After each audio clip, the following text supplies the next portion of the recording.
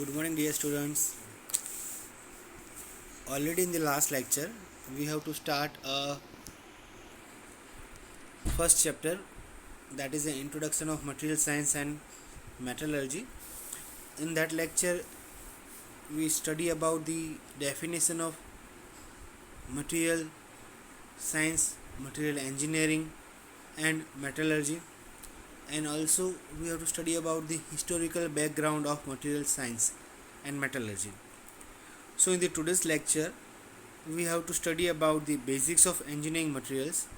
Actually, in the basics of engineering materials, the scope of the object, the scope of the subject of material science and metallurgy is very broad and vast. It starts with the pure science like physical, chemistry, electronics, extend to applied sciences like ceramics, polymers, composites, optics, etc. It means the scope of the material science and metallurgy, it may be very vast, and it concerns with the basics of science like physics, chemistries, electronics, and extends to applied science like ceramics, polymers, and compounds. Okay, basics of engineering, it may be considered following the four techniques that given over here, that science of material, mechanical behavior of the materials, engineering metallurgy, and engineering materials. So what is the role of science of material in basics of engineering materials? That science of material, it deals with the study of basic science of physics and chemistry related to materials. The knowledge of science behind material provides us solid understanding of materials. It includes the structure, atoms, atomic arrangement, crystal structure, electronic theories, and metals and bonds and solids, etc. So we can say that science of materials, it is nothing but it includes the study of the physics and chemistry, but also it gives the knowledge regarding the understanding of the materials. Like understanding of material, it means it consists of the which type of the structure, which kind of the properties, which kind of the atomic arrangement, which kind of the crystal structure. Okay, that all the study inside of the science of the material. Second one, that is a mechanical behavior of the materials. So which kind of the mechanical behavior of the materials? It deals with the study of the various properties and its testing techniques and methods. So mechanical, all the material have some mechanical properties like strength, hardness, toughness, ductility, etc., etc., number of properties, or it may be a requirement of the testing of that properties. Okay, so this knowledge is important for the selection and processing of materials, and finally for the performance of the engineering products. So this is the very necessary part, that study about the mechanical behavior of the materials. Because of that, it gives the basic understanding of properties of the material, or also we can say that is a how material perform at the required level. So next one, that is a engineering metallurgy.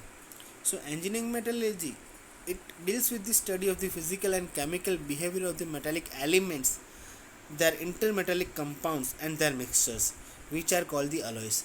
So when the different material are combined, they may be known as the alloys. Because different material, it means first in the material, the product have the different requirement, and on the basis of the requirement, it gives the different composition, and by mixing of the different composition, it produces one final product that is known as the alloy, or we can say that is a alloying element. Okay, so engineering metallurgy, it deals with the, once again, it deals with the study of physical and chemical behavior of the metallic element, their intermetallic compounds, their mixture, and that mixture is called the alloys. This knowledge is helpful to an engineer in the selection of the material for the products, and applying right treatment and testing on the material to get the required performance from the products. Okay, this is the very necessary part, that is the engineering metallurgy. Next one, that is the engineering materials. So engineering materials, it deals with the study of the various types of the materials available to an engineers. This knowledge is helpful in selection of the right materials for the right product to get the right performance. Clear?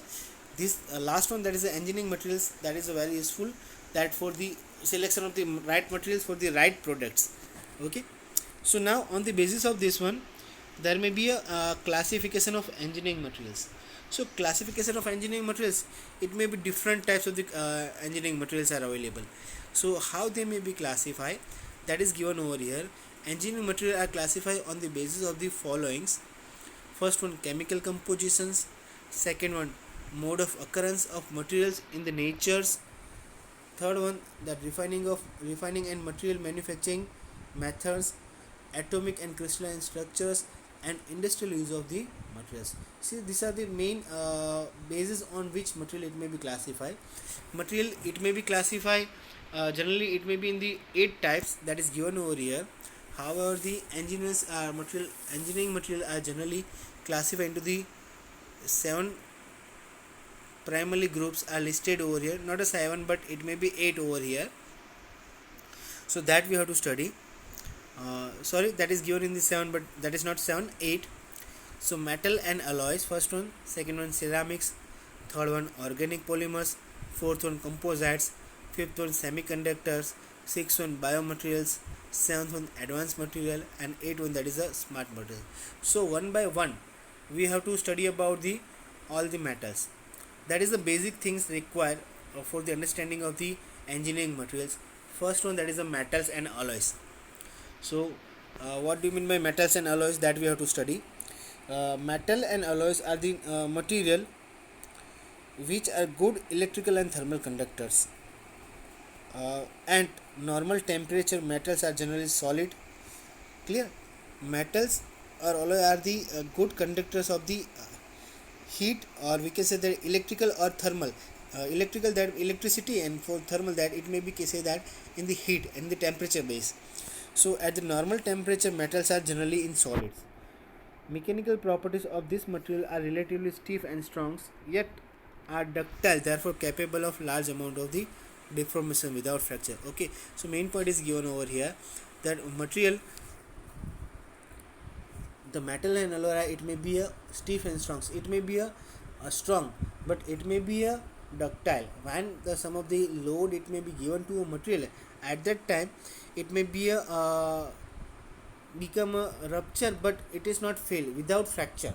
Not a rupture, but it may be deformed, we can say that is deformed, but it is not in the form of the fracture.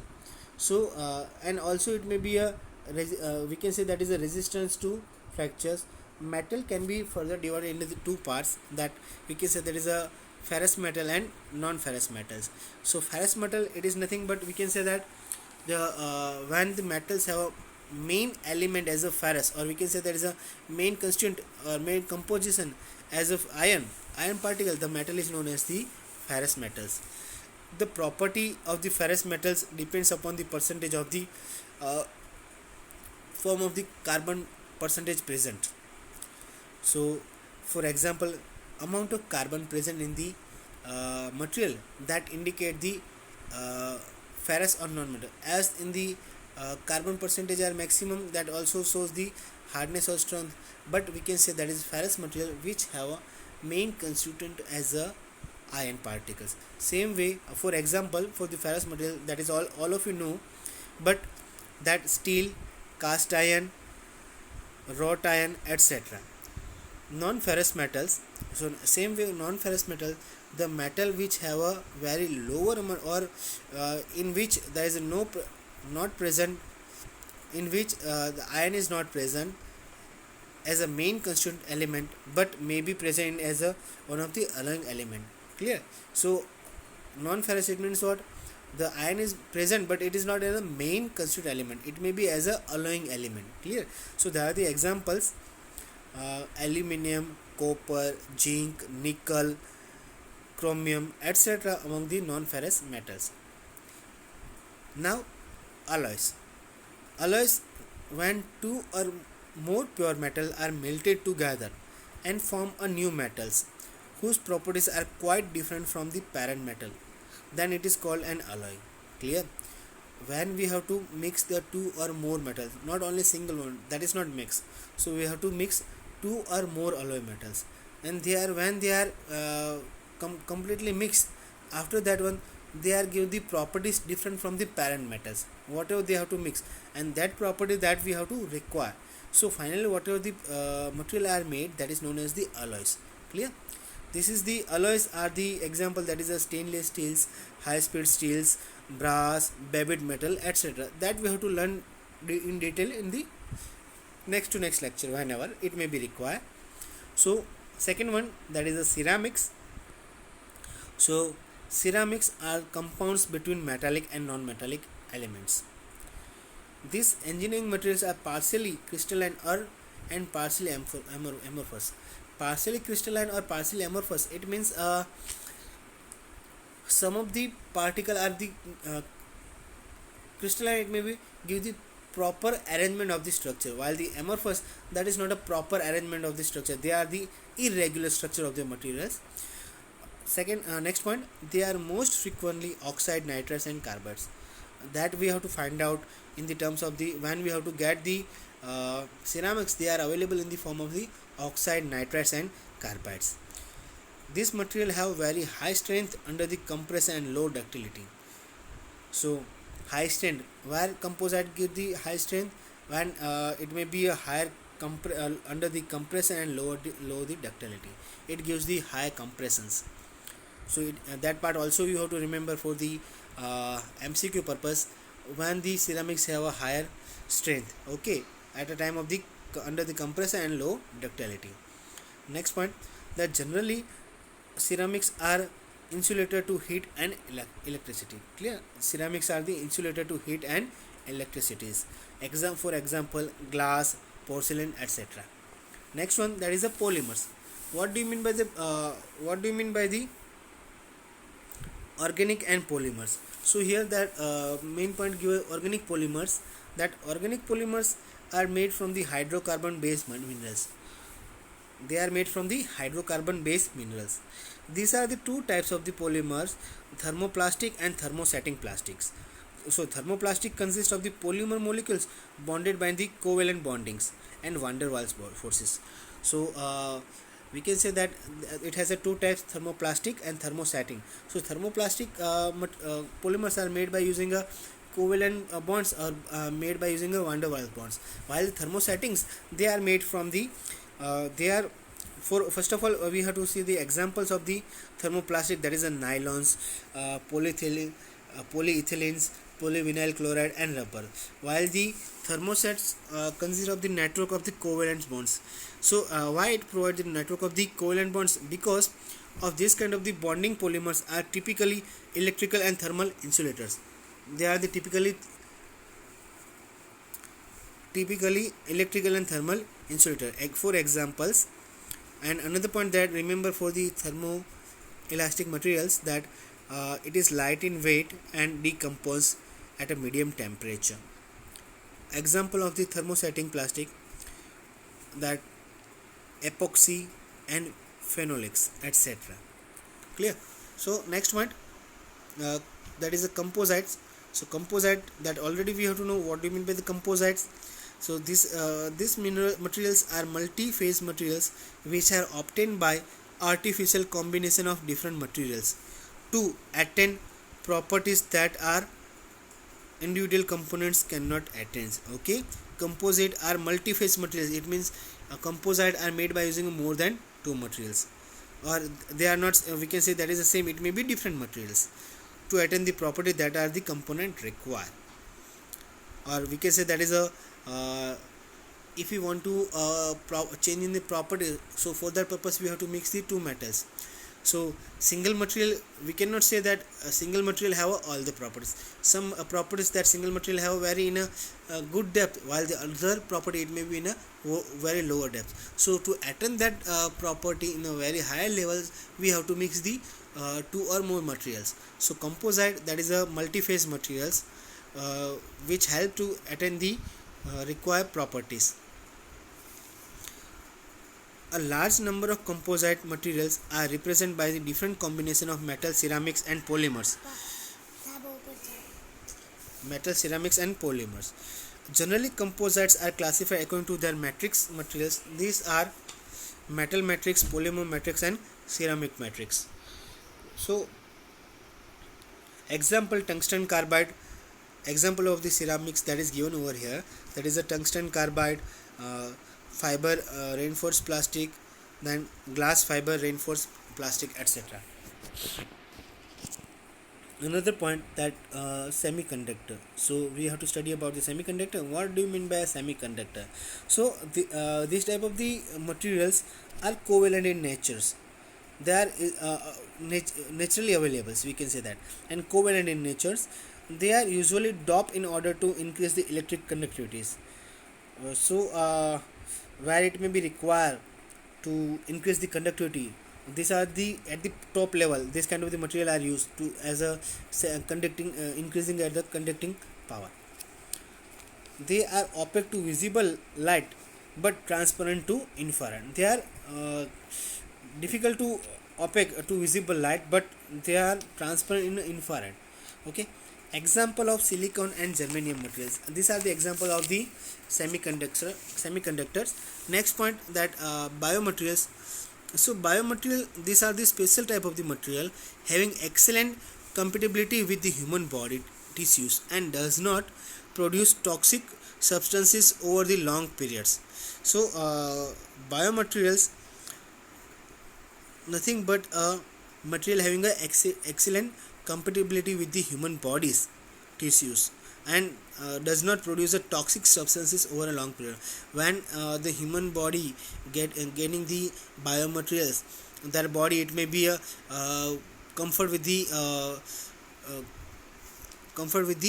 whatever the biomaterials, but and also that materials does not produce the toxic substance over a long period of times. Clear?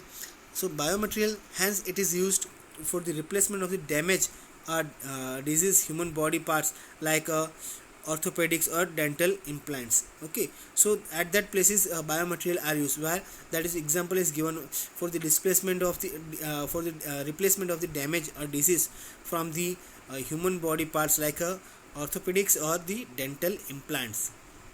So same way, example given over here, that is a Ti6Al4V. So they are the biomaterials. Next, that is a advanced material. So advanced material, these are the material used in the high-tech devices like computer, aircraft, electronic gadgets, etc. Typically, application of this material in the integrated circuits, laser, LCD, fiber optics. So advanced materials, it may be used at the different places. So it may be useful at the high-tech devices. For example, that is given over here. It may be in the computers, it may be in the aircraft, it may be in the electronics gadget, or typically application of these material are the that given typical application. It may be where we have to use in the LCDs, in the fiber optics, or in the integrated circuit or lasers. Okay. Last one, that is a smart materials. So what do you mean by the smart materials? A smart material, or also we can say that is a material for the futures. This type of the material are used in the future also, that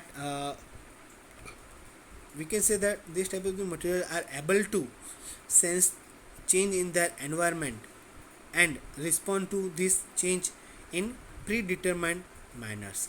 Okay, so as the we can say that since the that if there are the change in the environment, this kind of the material are change, or they not a change, but we can say that is easily sense.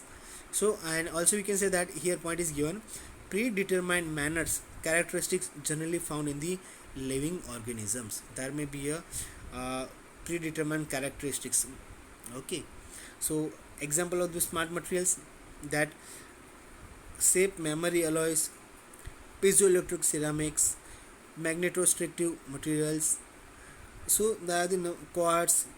So there are the number of example of the smart materials. Okay, so here I have to give the types of the engine. That upper part is removed, that is nothing but engineering materials. And engineering material, it may be divided in the broad categories, that all the example given over here, that metals, it may be ferrous and non-ferrous, that ceramics is given, polymers, that is a thermoplastic, thermosettings. Okay, then elastomers also given over here, that is the advanced material, composite, electric materials, electronic materials, biomaterials, then advanced smart materials. So this is nothing but we can say that is a classification of engineering materials. So it may be required to detailed study of engineering materials. So whenever in the next lecture it may be required that at the time we have to study about the engineering materials. So now there may be what do you mean by what is the difference in between metal and non-metal. So here I have to give the small difference about the metal and non-metals. That difference, that is on the basis of the in table that I have to show you over here, that basics for the comparisons for metal and non-metals. So first point, on the basis of the meanings, metal refers to the natural elements that are hard, opaque, shiny and dense. So metals, that it may be natural elements that we can get from the ore, and then after that the number of processes are done. Non-metals implies those chemical substances that are soft, non-shiny, transparent and brittle. The same way, second point, on the basis of the nature, the metals are electropositive while the non-metal are electronegative. How it may be say, I have to say that I have to explain. So that you have to identify that the in the 6 to 7 semester that metal have a cells, that outer cells. In the outer cells, if the metals have 1 to 3 electrons, so they have tendency to release the electrons and become the electropositive.